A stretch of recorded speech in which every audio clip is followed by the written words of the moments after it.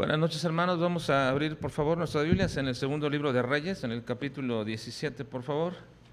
Segundo libro de Reyes, capítulo 17.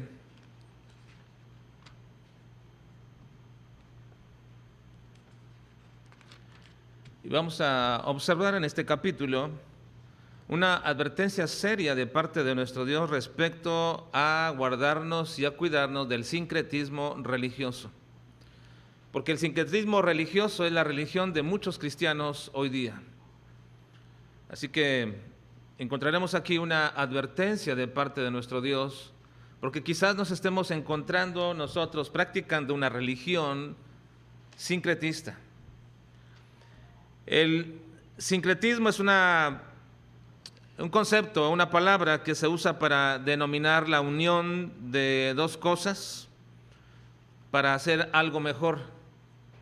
La palabra griega en sí misma usada para hablar, se utiliza para hablar de la unión de los cretenses en contra del enemigo. Por eso se usó la palabra sincretista, porque se refería a un llamado de alguna forma a los cretenses para unirse en contra del enemigo. Sin, en el griego, o sun, es junto, y cretis, cretense. Así que ya nada más el sufijo ismo significa propiamente un sistema o escuela o doctrina que se usa para algo. Los sufijos ismos siempre se reflejan ya un sistema en sí mismo. Así que el sincretismo es simplemente la unión de varias cosas para supuestamente mejorarlas. El sincretismo se usa en muchas áreas, pero lo que nos interesa a nosotros en esta noche observar es lo que se denomina como sincretismo religioso. El sincretismo religioso es una práctica muy antigua, hermanos. De alguna forma, Caín intentó darle un nuevo significado al sacrificio ofrecido a Dios en Génesis 4, 6 al 7. Entonces dijo a Jehová: Caín, ¿por qué te has ensañado y por qué ha decaído tu semblante? Si bien hicieres, ¿no serás enaltecido? Si no hicieres bien, el pecado está a la puerta. Con todo esto a ti será su deseo y tú te enseñorearás de él. El Señor le está diciendo, ¿verdad? ¿Por qué te ensañas? ¿Por qué has decaído? ¿Y por qué estás en esa postura? Si haces bien, mantén los textos hasta que lo pierdas, para poder continuar con el punto ahí.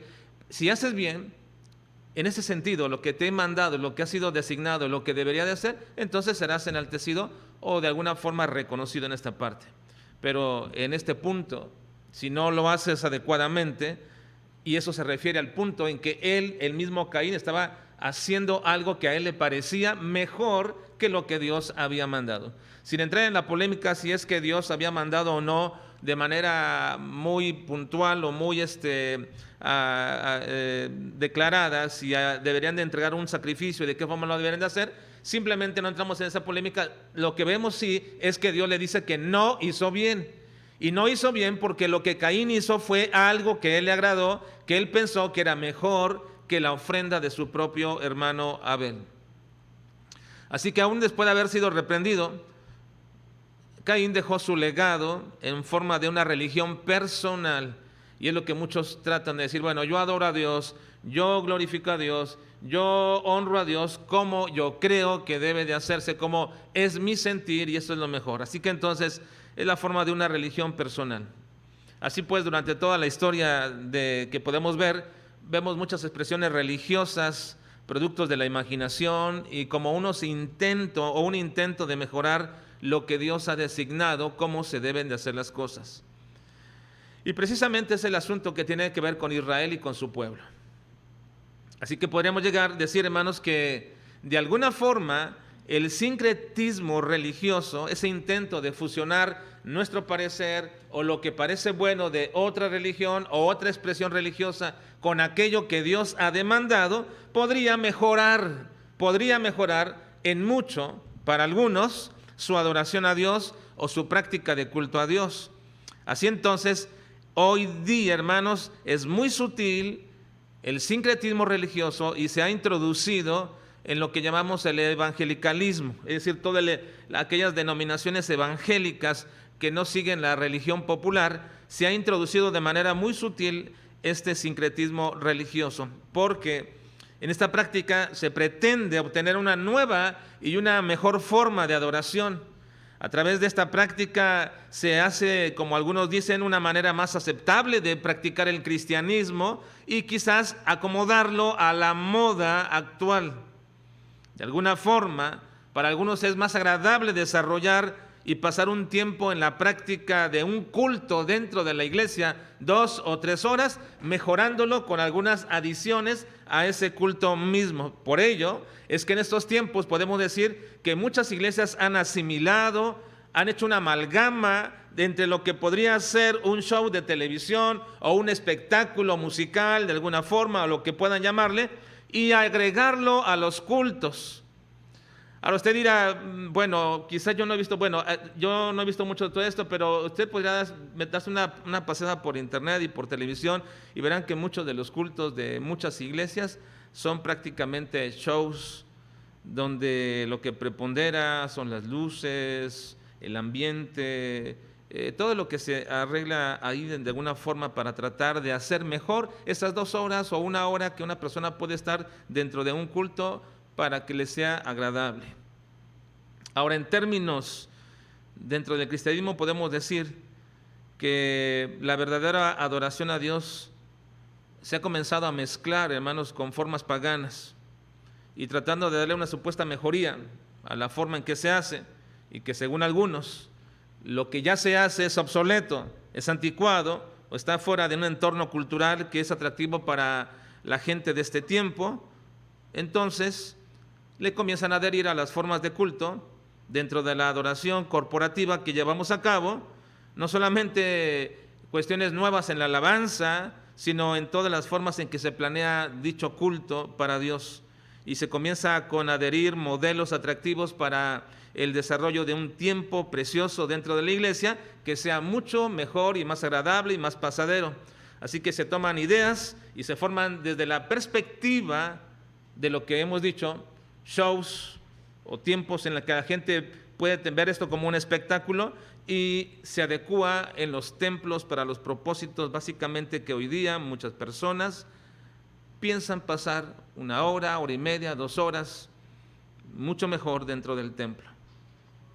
Hace algunos años, hermanos, estuve en una iglesia en un país de Sudamérica y me habían invitado a predicar en aquella iglesia. Iba a predicar en un campamento en aquel lugar, pero en premio me invitaron a predicar en una de las iglesias de ese lugar de Sudamérica.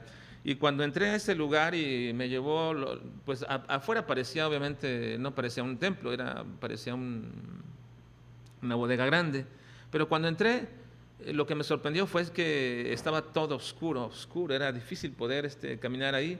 Y de pronto algunas luces se comenzaban a prender y comencé a ver un poco ya más mientras me adapté a la luz de ahí, pero todo estaba totalmente oscuro. Y de pronto comenzaban a prender luces en el frente, ya vi un poco más las cosas, empezó a salir humo para acá, humo por allá, por todas partes, y luego unas pequeñas luces por algún lado, y todo el templo era negro, las paredes negras, el techo negro, todo era negro.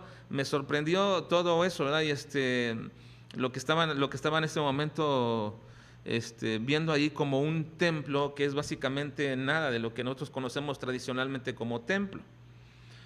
Y precisamente preguntaba a algunos cuál era la razón de todo esto. La razón es precisamente decir, bueno, necesitamos tener formas nuevas y contemporáneas en las cuales la iglesia del Señor pueda pasar este momento y este tiempo precioso y puedan desear volver a venir a un lugar como este. Así que, hermanos, de alguna manera y de alguna forma nos están diciendo o están pensando que las nuevas formas y las maneras deben sustituir las antiguas maneras y formas de tener un templo, bancas, un lugar iluminado, un estrado, etcétera, cosas como estas, para volverse algo más contemporáneo. Lamentablemente, no solamente respecto a estas formas, sino aún incluso en los propósitos, en las maneras de exponer la palabra, en la forma de transmitir el mensaje, en los propósitos que la iglesia debe cumplir, todo ello se ha ido adhiriendo y adicionando cosas nuevas, cosas mejores supuestamente que van a ayudar a la iglesia. Lamentablemente, se ha cundido esto, hermanos, y ha llegado a ser una práctica ya actual en el mundo evangélico. Pero todo esto, esa forma de adherir y traer cosas nuevas para supuestamente mejorar nuestra adoración y para supuestamente llevarnos a una nueva visión de cumplimiento de lo que es la iglesia y sus propósitos, todo eso adherido de las cosas de este mundo no es más que una abominación a Dios. Es una verdadera abominación al Señor. Entonces nuestra tarea, hermanos, es cuidarnos del sincretismo, pero no solamente dentro de nuestra iglesia, sino principalmente del sincretismo en nuestra vida personal. Vamos a ver en este capítulo, hermanos, 17, lo que podríamos llamar un momento trascendente en que el pueblo de Israel, bajo la práctica sincretista, fue desechado por Dios. Vamos a ver en el versículos 1 al 6, hermanos, de nuestro capítulo 17, cómo es que se pierde el antecedente y el contrapeso que evita una total desenfreno para el pueblo de Israel. Se pierde en este momento. Versículos 1 al 6 dice: en el año 12º de Acaz, rey de Judá, comenzó a reinar Oseas, hijo de Ela, en Samaria sobre Israel, y reinó 9 años. Ahora déjenme decirles lo siguiente, hermanos. Cuando ustedes van a esta parte ya del libro de los Reyes, se dan cuenta que hay dos líneas o se mencionan dos líneas de reyes, los reyes de Judá y los reyes de Israel. No debemos olvidar, hermanos, que esta situación sucedió precisamente por causa de Salomón, como el hijo más sabio que podía tener David, cómo llegó, hermanos, a caer de manera tan terrible en su idolatría, en su forma de prevaricar en contra de Dios, algo abominable que hizo Salomón, y por causa de ello Dios dijo que le iba a dividir el reino y solamente iba a quedarse una de las tribus. En realidad fueron dos tribus, Benjamín y Judá, en una parte del reino, y en otra parte del reino las otras 10 tribus. Así que a partir de entonces, después de que sucede esto con el hijo de Salomón, Roboam, pasan 200 años, hermano.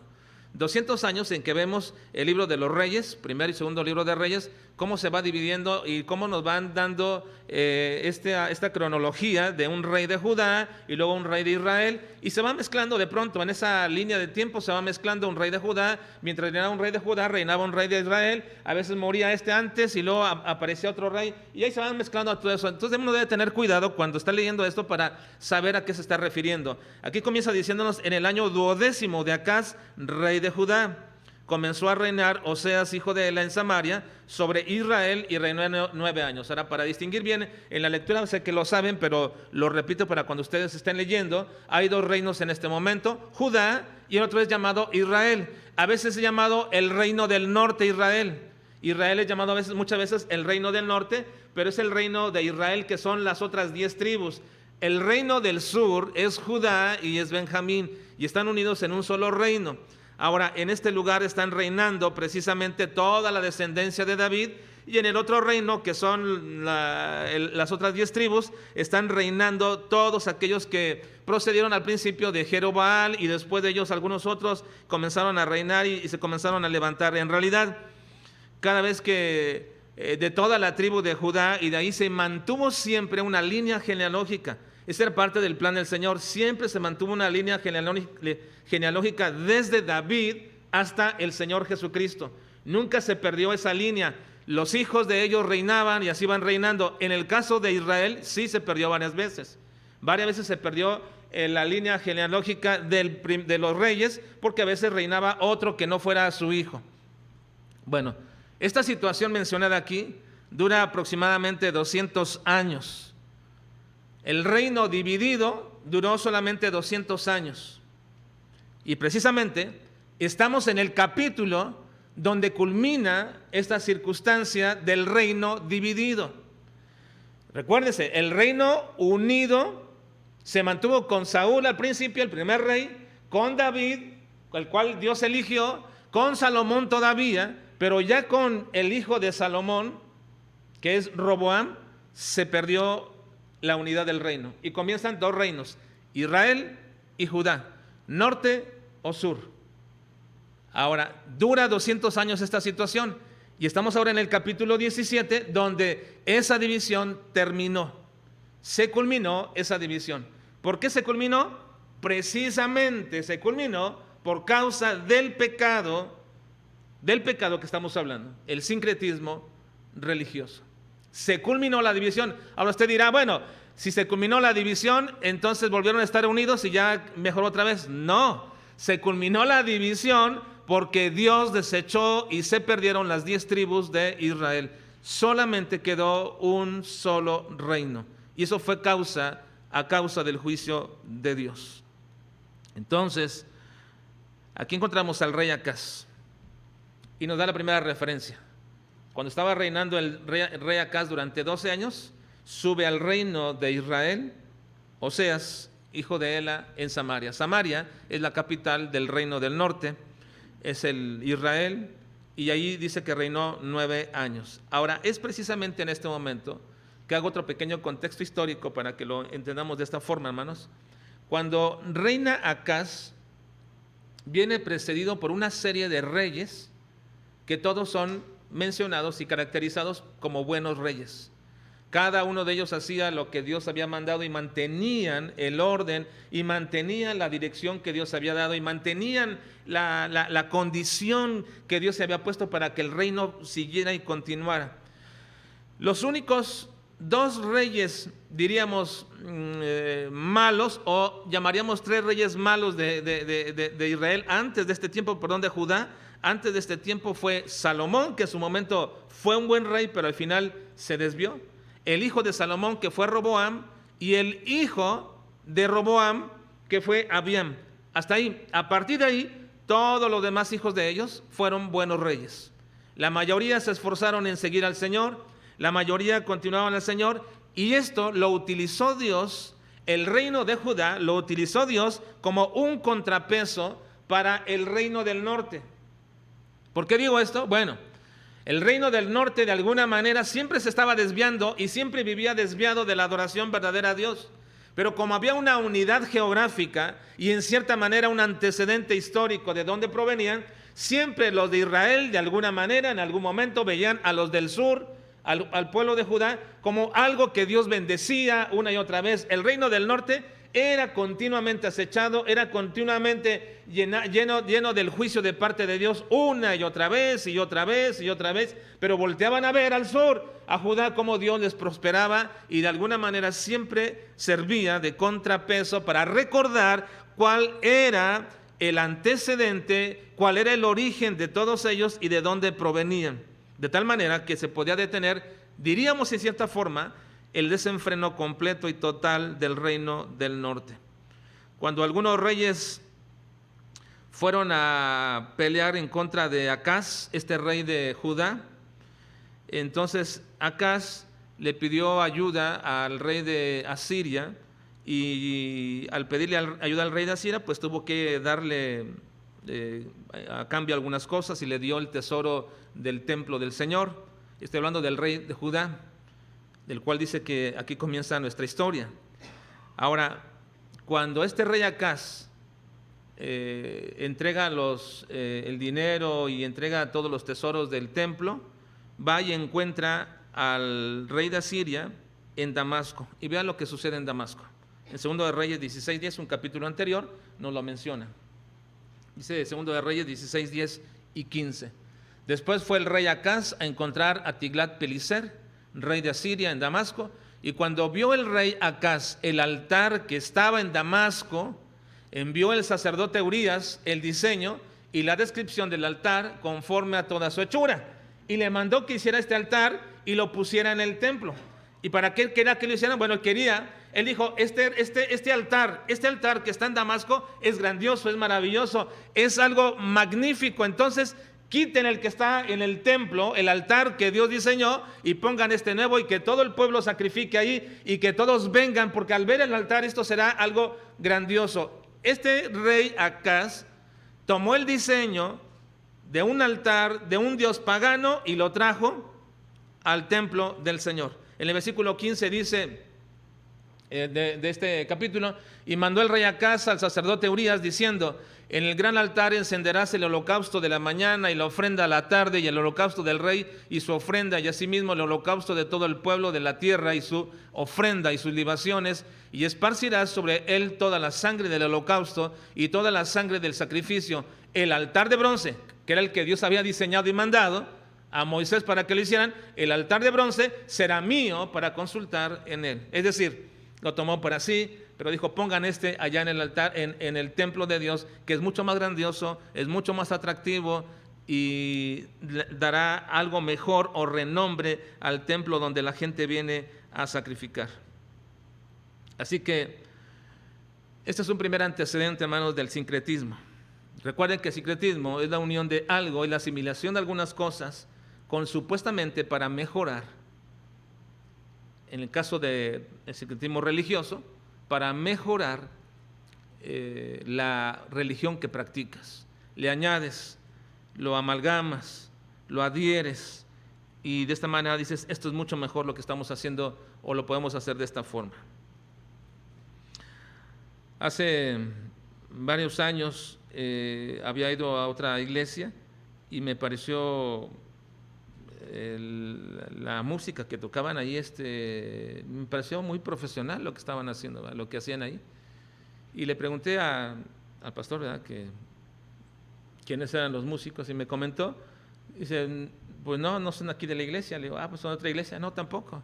Entonces, no, es que los contratamos, ¿verdad? Los contratamos cada domingo para que vengan, son músicos profesionales, vienen, tocan, y como son músicos profesionales, fácilmente tocan todo esto. Supuestamente con eso me estaban mejorando su alabanza al Señor. Así que este es el sincretismo, y de alguna forma es lo que acá se está haciendo, trayendo un altar para él supuestamente mucho mejor, más grandioso y mejor que lo que Dios había diseñado. Aquí está un primer antecedente del sincretismo dentro del reino de Judá. Entonces, Judá, en este tiempo de Acaz, que se relaciona en el capítulo 17, ya no era visto, ni siquiera sirvió como un contrapeso a la maldad y al pecado del pueblo de Israel. Por las mismas razones por las que Dios estaba enjuiciando a Israel, Judá comenzaba a perder toda su influencia. Judá ya no era el reino en este momento de una religión que se había resguardado de todas aquellas cosas. Ahora vean una segunda cosa. Bueno, vamos a culminar la lectura del capítulo 10, del versículo 1 al 6 que acabamos de leer. Dice: este rey Acaz hizo lo malo ante los ojos de Jehová, aunque no como los reyes de Israel que habían sido antes de él.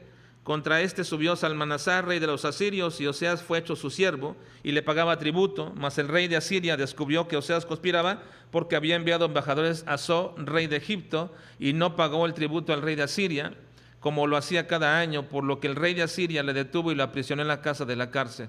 Y el rey de Asiria invadió todo el país y sitió a Samaria, y estuvo sobre ella 3 años.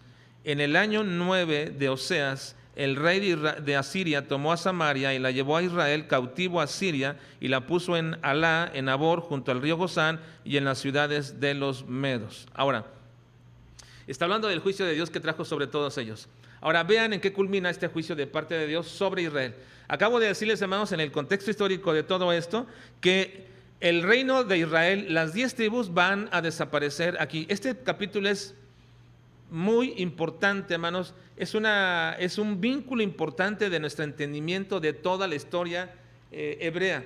Es sumamente importante entender esto. Si entendemos esto, entendemos quiénes eran los que estaban en el tiempo del Señor Jesucristo, quiénes habitaban ahí. Uno les llama Israel, y hoy todavía uno les llama Israel a todos ellos. Pero vamos a ver, hermanos, que precisamente las 10 tribus de Israel ya no existen como tales, ya no existieron. Ahora, sí hay gente que puede definir de dónde vienen, pero las 10 tribus de Israel desaparecieron de manera muy significativa en este momento. Vean lo que sucedió. Versículo 7. El juicio que Dios trae contra Israel por causa del sincretismo religioso. Dice: porque los hijos de Israel pecaron contra Jehová su Dios, que los sacó de la tierra de Egipto, de debajo de la mano de Faraón, rey de Egipto, y temieron a dioses ajenos, y anduvieron en los estatutos de las naciones que Jehová había lanzado de delante de los hijos de Israel, y en los estatutos que hicieron los reyes de Israel. Y los hijos de Israel hicieron secretamente cosas no rectas contra Jehová su Dios, edificándose lugares altos en todas sus ciudades, desde las torres de las atalayas hasta las ciudades fortificadas, y levantaron estatuas e imágenes de acera en todo collado alto y debajo de todo árbol frondoso, y quemaron allí incienso en todos los lugares altos a la manera de las naciones que Jehová había traspuesto de delante de ellos, e hicieron cosas muy malas para provocar a ira a Jehová, y servían a los ídolos de los cuales Jehová les había dicho: vosotros no habéis de hacer esto. Jehová amonestó entonces a Israel y a Judá por medio de todos los profetas y de todos los videntes, diciendo: volveos de vuestros malos caminos y guardad mis mandamientos y mis ordenanzas conforme a todas las leyes que yo prescribí a vuestros padres y que os he enviado por medio de mis siervos los profetas. Mas ellos no obedecieron, antes endurecieron su cerviz, como la cerviz de sus padres, los cuales no creyeron en Jehová su Dios, y desecharon sus estatutos, y el pacto que él había hecho con sus padres, y los testimonios que él había prescrito a ellos, y siguieron la vanidad, y se hicieron vanos, y fueron en pos de las naciones que estaban alrededor de ellos, de las cuales Jehová les había mandado que no hiciesen a la manera de ellas. Dejaron todos los mandamientos de Jehová su Dios, y se hicieron imágenes fundidas de 2 becerros, y también imágenes de acera, y adoraron a todo el ejército de los cielos, y sirvieron a Baal, e hicieron pasar a sus hijos y a sus hijas por fuego, y se dieron a adivinaciones y agüeros, y se entregaron a hacer lo malo ante los ojos de Jehová, provocándole a ira. Jehová, por tanto, se airó en gran manera contra Israel, y los quitó de delante de su rostro, y no quedó sino solo la tribu de Judá. Mas ni aun Judá guardó los mandamientos de Jehová su Dios, sino que anduvieron en los estatutos de Israel, los cuales habían ellos hecho. Y desechó Jehová a toda la descendencia de Israel, y los afligió, y los entregó en manos de saqueadores, a echarlos de su presencia, porque separó a Israel de la casa de David, y ellos hicieron rey a Jeroboam, hijo de Nabat, y Jeroboam apartó a Israel en pos de Jehová, y les hizo cometer gran pecado, y los hijos de Israel anduvieron en todos los pecados de Jeroboam que él hizo, sin apartarse de ellos, hasta que Jehová quitó a Israel de delante de su rostro, como él lo había dicho por medio de todos los profetas sus siervos, e Israel fue llevado cautivo de su tierra a Asiria hasta hoy. Qué triste, qué lamentable que las 10 tribus de Israel, las tribus del pacto del Señor, del pueblo de Dios, hayan hecho tantas cosas perversas durante todos estos 200 años. No hubo un solo rey bueno en Israel, en el reino del norte. Hicieron siempre lo malo, una y otra vez, desecharon a Dios, se apropiaron, se añadieron, se adicionaron, asimilaron toda la maldad que había en aquellos pueblos, y por lo cual dice, hicieron enojar, hicieron enfurecer a Dios, y Dios los desechó. Ahora, como podemos ver, hermanos, en esta lectura que acabamos de hacer, Dios había puesto 2 linderos que ayudaran a Israel para detener su práctica idolátrica, su práctica absurda de adorar a dioses de pueblos ajenos que habitaban todavía allí. Dios había puesto 2 linderos para detener esta práctica continua de todos ellos. Primero, la primera manera como Dios había puesto un lindero para detenerlos era precisamente los profetas y videntes. Vean el versículo 13. Dice: Jehová amonestó entonces a Israel y a Judá por medio de todos los profetas y de todos los videntes, diciendo: volveos de vuestros malos caminos y guardad mis mandamientos y mis ordenanzas conforme a todas las leyes que yo prescribí a vuestros padres y que os he enviado por medio de mis siervos los profetas. Mas ellos no obedecieron, antes endurecieron su cerviz. Los profetas y videntes que Dios enviaba a Israel era el primer, diríamos, limitante que Dios puso a la manifestación de la maldad y del pecado de este pueblo de Israel. Pero en su malvado corazón desecharon a los profetas que Dios había enviado. Incluso nuestro Señor Jesucristo los acusa de ser perseguidores y de ser homicidas de los profetas. El Señor lo señaló respecto a eso. Mateo 5:12 dice, bueno, gozaos y alegraos porque vuestro galardón es grande en los cielos, porque así persiguieron a los profetas que fueron antes de vosotros. Ahora, menciono esto, hermanos, porque la predicación bíblica y la predicación confrontadora desde un púlpito es desestimada, y cuando es desechada y desestimada, por cualquier razón que el oyente arguye o defienda, cuando la predicación desde un púlpito y que es bíblica es desestimada y es rechazada, y cualquiera que sea la razón que el oyente arguya o defienda, es un mal presagio dentro de esa comunidad de creyentes. Así que, hermanos,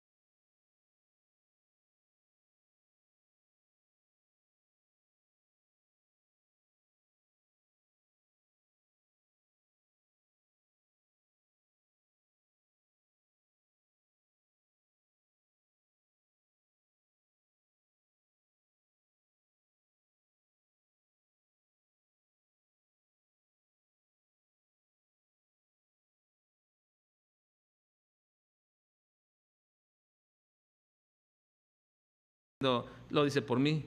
O bien, algunos dicen, no se fijan sus propios errores, o carece de autoridad para decir tal cosa. Cuidado cuando estas cosas aparecen en nuestra mente, porque ese es un mal presagio. Es un signo inequívoco de la misma condición por la cual Dios trajo a juicio a Israel. Ahora, el segundo acotamiento que Dios puso a Israel está en el versículo 19. Vean, por favor. Mas ni aun Judá guardó los mandamientos que Jehová su Dios, sino que anduvieron en los estatutos de Israel, los cuales habían ellos hecho. El segundo acotamiento que Dios había puesto para la manifestación de Israel y para que no se explayara en toda su maldad el reino del norte, era precisamente, como lo dije al principio, Judá.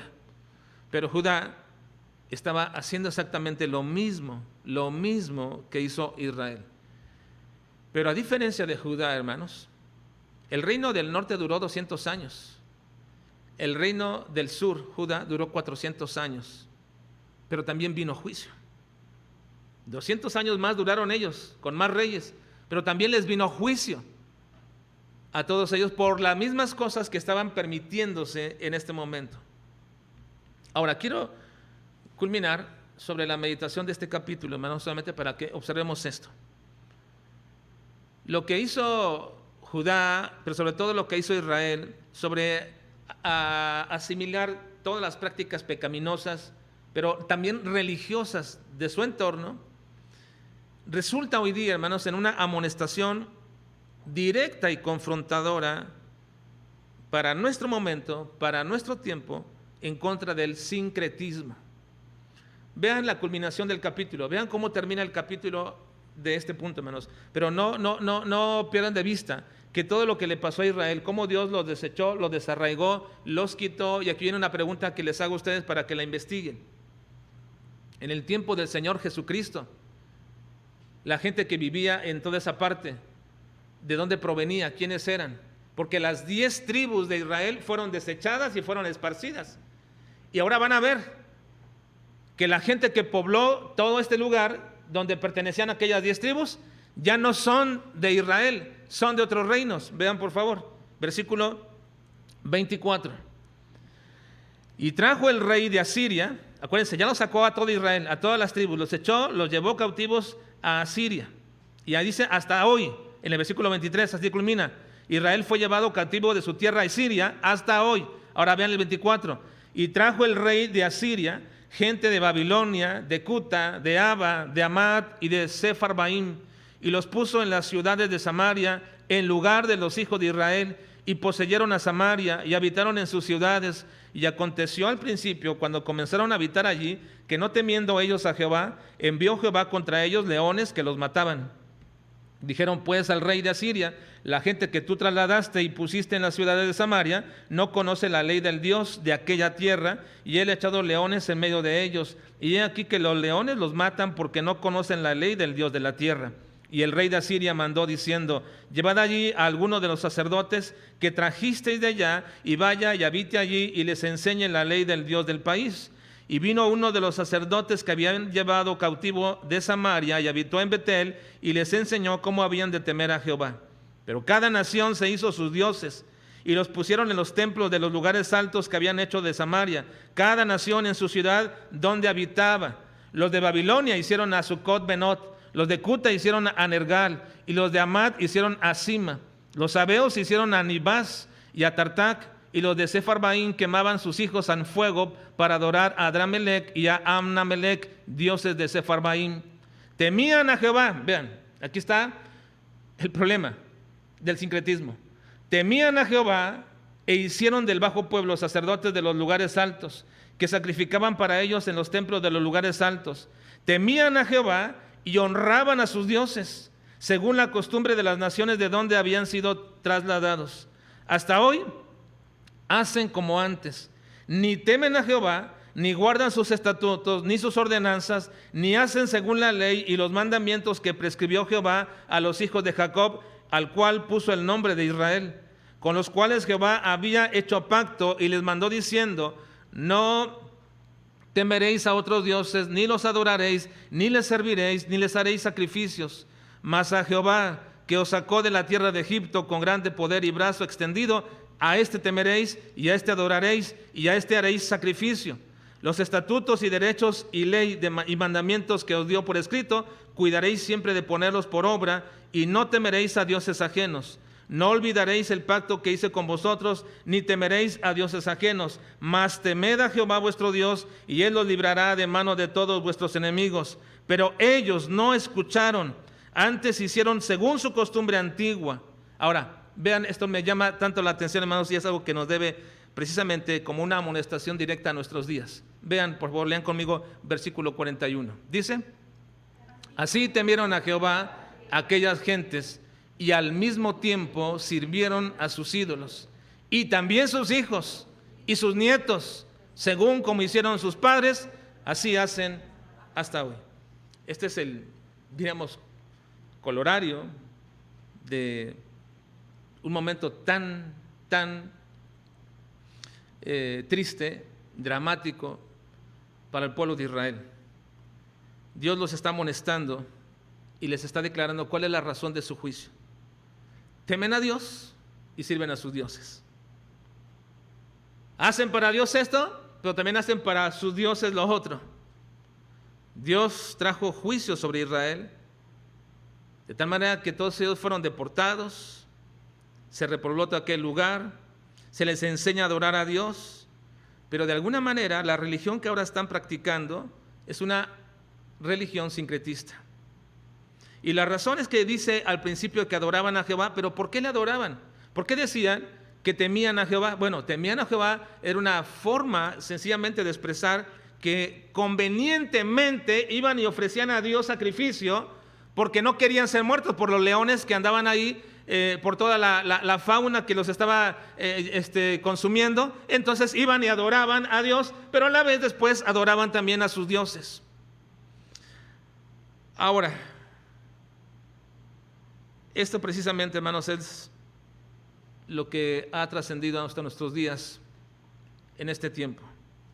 Hay gente que viene a nuestras iglesias y viene con cierto temor porque dicen que estar aquí o que venir aquí les produce o les da seguridad o les ayuda o no caen en ciertos peligros. O hay gente que lo dice continuamente: llévese siempre me lo decían, seguramente se lo dicen también a Eder muchas veces, cuando dicen llévese a mi hijo, a los jóvenes, al campamento, donde sea, porque no quiero que haga esto, aquello. Piensan que con simplemente traerlos acá eso va a beneficiar las vidas de todos ellos.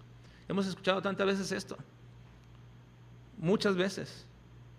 Cuando yo estaba en el instituto, tuve varios compañeros que cuando les preguntaba que por qué estaban ahí, y la verdad les preguntaba con cierto asombro, porque la vida que ellos, o la práctica que ellos desarrollaban ahí, se sorprendían de todo lo que ellos hacían, y en algunas ocasiones les confronté y dije, bueno, ¿y realmente ustedes por qué estaban aquí? Una vez uno de ellos me dijo, bueno, mira, la verdad es que yo era un desastre en mi casa, y mi papá no hay otra forma más que pues mandarme para acá, y bueno, dice, aquí estoy. Lamentablemente, pensando de alguna forma que tenerlos en el templo, tenerlos en un instituto, tenerlos en el ministerio, haciendo alguna cosa dentro de la iglesia, eso va a mejorar sus vidas, eso va a librarles de algunas cosas, eso les va a quitar de los vicios y cosas como estas. Sí, temen a Jehová de esa manera, haciendo esto, pero viven una vida sirviendo a sus propios dioses. Lo siguen haciendo. Así que me llama tanto la atención que al final se diga que sirvieron a Jehová o temieron a Jehová y al mismo tiempo sirvieron a sus ídolos, y que también sus hijos y sus nietos hicieron así y siguen haciendo todavía hasta hoy. Como si esta declaración fuera tan actual, hermanos. Y aunque no lo es históricamente, porque esta declaración que se hace, así hacen hasta hoy, es una declaración que debe estar enmarcada en el tiempo histórico que le corresponde, sigue siendo un eco fuerte. Así siguen haciendo hasta hoy. Muchos, sirviendo a Dios y sirviendo a sus dioses. Supuestos cristianos queriendo vivir bajo su propia religión cristiana, producto de sentirse seguros aparentemente de Dios, pero libres también para poder vivir conforme a las reglas de este mundo, conforme a los deseos de este mundo. Dice a este respecto Juan 2:15, primera de Juan 2:15. Sí te di mal la cita, creo. Dice en primera de Juan capítulo 2 versículo 15: no améis al mundo, ni las cosas que están en el mundo. Si alguno ama al mundo, el amor del Padre no está en él. Es tajante.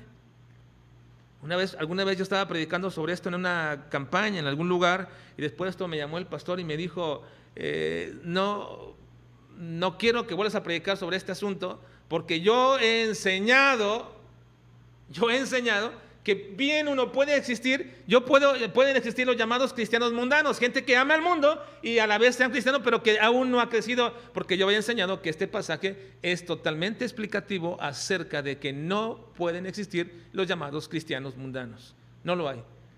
Amas al mundo o amas a Dios, pero no puedes amar a los dos. Si alguno ama al mundo, el amor del Padre no está en él. Un cristiano mundano es aquel que dice que es cristiano, pero ama este mundo. La palabra de Dios es clara. Si amas al mundo, el amor del Padre no está en él. Cristo dijo en Mateo 6:24: ninguno puede servir a dos señores, porque aborrecerá al uno y amará al otro, o estimará al uno y menospreciará al otro. No puede servir a Dios y a las riquezas. Y el apóstol Pablo nos advierte de querer unir aquello que es totalmente incompatible con nuestra vida cristiana. Dice 2 Corintios 6:14 al 16: no os unáis en yugo desigual con los incrédulos, porque ¿qué compañerismo tiene la justicia con la injusticia? ¿Y qué comunión tiene la luz con las tinieblas? ¿Y qué acuerdo o concordia tiene Cristo con Belial? ¿Se puede tener? ¿O qué parte el creyente con el incrédulo? ¿Y qué acuerdo hay entre el templo de Dios y los ídolos? Porque vosotros sois templo del Dios viviente. No se pueden unir cosas que son incompatibles. Pero lo que debemos tener mucho cuidado, hermanos, es asimilar las cosas de este mundo. Asimilarlas. Y miren, hermanos, aunque nosotros hemos tratado con la ayuda de Dios de que la tecnología pueda ser utilizada para beneficio, y nos ayudó bastante durante todo este tiempo de pandemia, Me parece, hermanos, que algunos se están acostumbrando sencillamente a decir, bueno, no puedo ir al templo porque, por lo que sea, tengo un pequeño dolor de cabeza, me siento algo cansado, o tengo hambre, o tengo algunas cosas. Bueno, ¿qué más da? No vayamos, tenemos el culto virtual. Cuidado, hermanos, con tratar de adherir a nuestra adoración a Dios, cosas de este mundo, como si con esto vamos a mejorar nuestro culto al Señor. Cuidado. Cuidado de tratar de adherirle cosas. Porque cuando hacemos esto, hermanos, entonces estamos practicando una religión sincretista. Cuidado. Por estas causas, Dios desechó a Israel. Y no nos hallemos quizás nosotros practicando nuestra propia religión adicionada con tantas cosas buenas que le añaden a nuestra forma de vivir una vida compatible con este mundo, pero a la vez compatible con el Señor, tratando de acomodar lo uno y lo otro. El Señor dice, no se puede, no se puede. Vas en esta corriente, no puedes ir en la otro lado. Santiago dice, no pueden salir de una misma fuente agua dulce y agua amarga. No se puede dar lo santo a los perros. No podemos nosotros vivir una vida agradable a este mundo y agradable a Dios. Cuidado de estar practicando una religión sincretista. Que Dios nos ayude a mantener y separar lo que es malo como malo y lo que es santo como tal.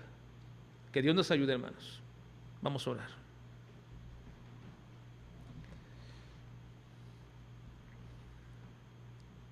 Padre, te suplicamos que nos permitas siempre mantener la perspectiva bíblica. Y aún, Señor, cuando aquellas cosas que hemos adicionado a nuestra vida personal, a nuestro culto a ti,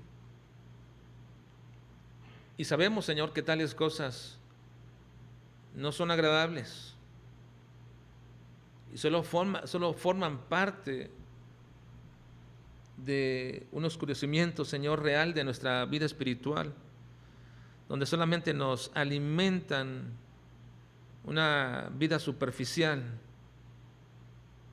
y no profundizan, Señor, en nuestra relación contigo. Ayúdanos, Dios, a mantener siempre separado las cosas de este mundo con lo que te adora y te honra a ti, Señor. Que nuestra vida sea proyectada todos los días y todo momento, para que podamos entender, Señor, que no podemos de ninguna forma, de ninguna manera, tratar, Señor, de quitar aquello que tú has puesto y añadir lo nuestro. Que no podemos, Señor, suplantar nada de lo que tú ordenas con sucedáneos o aparentemente cosas mejores. Líbranos, Señor, de eso. Ayúdanos a mantener siempre, Señor, una vida espiritual clara, sencilla, que se apegue a tu palabra y que desarrolle una vida de oración en nosotros y una fidelidad a tu casa. Te rogamos esto, Señor, y te lo suplicamos en Cristo Jesús. Amén. Vamos a